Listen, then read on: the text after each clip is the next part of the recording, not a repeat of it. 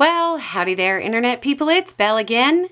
So today, we're going to talk about North Carolina giving their electoral votes to Trump. Just 'cause. Chair of the Freedom Caucus, Representative Andy Harris of Maryland, engaged in a discussion about using the state legislature of North Carolina to just give the state's electoral votes to Trump. The idea is that because some of the state was impacted by Hurricane Helene, it was disenfranchising voters. Representative Harris was reacting to the idea being presented by a pro-Trump activist who supported Trump's claims about the 2020 election, when he said, quote, you statistically can go and say, hey, look, you've got disenfranchised in 25 counties. You know what that vote probably would have been, which would be, if I were in the legislature, enough to go, yeah, we've got to convene the legislature, and we can't disenfranchise the voters. But how do you make the argument in other states? Otherwise, it looks like it's just a power play.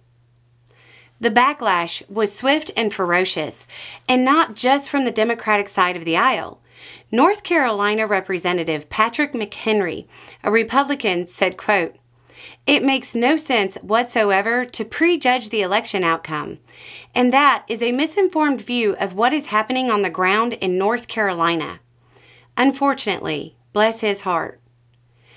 When you've got a Southern man saying bless his heart in public, it's normally because what he really wants to say, he can't say in public. You've messed up, and it really doesn't make any sense. In-person turnout is actually up in the areas in question, not down.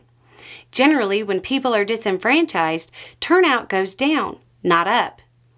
On the other side of the aisle, Representative Joe Morrell said, quote, "Extreme Republican leaders are openly advocating that North Carolina's electoral votes be given to Donald Trump without an election. For the first time in North Carolina's history, voters could be denied their right to choose the president.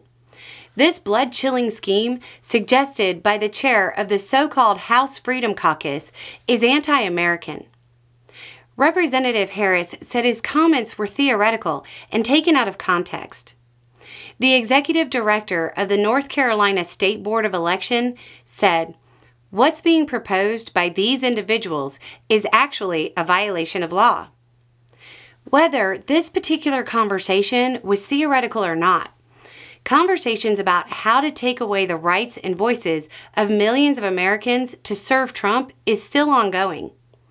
Every one of these conversations should show Americans exactly what Trump inspires.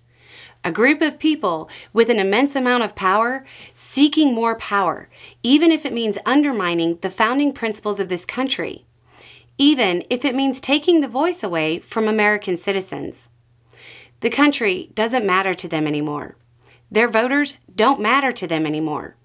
Only Trump does. Anyway, it's just a thought. Y'all have a good day.